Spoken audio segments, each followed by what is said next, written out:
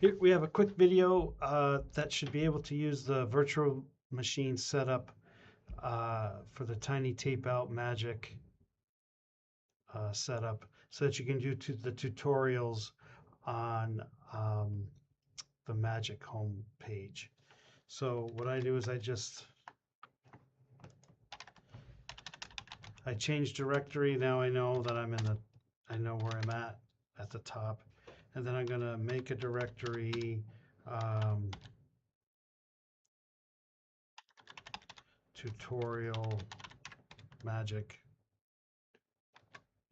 All right, then I'm going to CD into that using a wildcard. All right, there's nothing in there. Then I'll invoke magic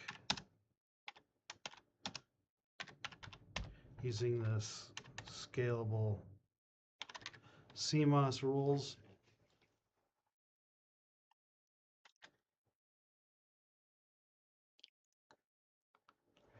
And then you can copy everything regardless of where it might be installed. I'll show you where to get that. So shell, copy, CAD root, magic tutorial, put it all there. And now you can open things up and edit them. So see, you're already in that directory you created. There's tutorial 1, and you can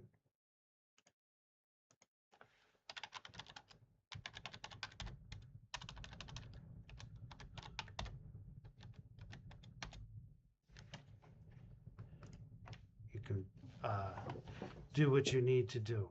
So where was this? So again, here's the magic tutorial number 1, and you know there's a lot of information about displays because there's a lot of infinite variety. So this would be the first command, and again for this environment, the VM environment, you have to use -t scmos, right? Otherwise nothing comes up. But later on you'll see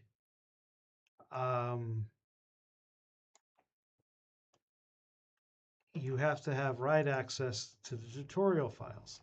Now, a lot of times this won't happen depending on your setup, so you want to copy it. So again,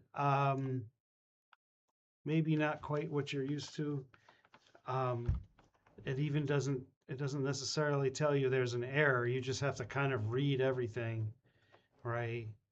And notice it didn't really, it'll say magic in the console window, type this, okay? So you really have to read and read and read. Can be a smidgen frustrating. So I just cut and paste that right in there, and that's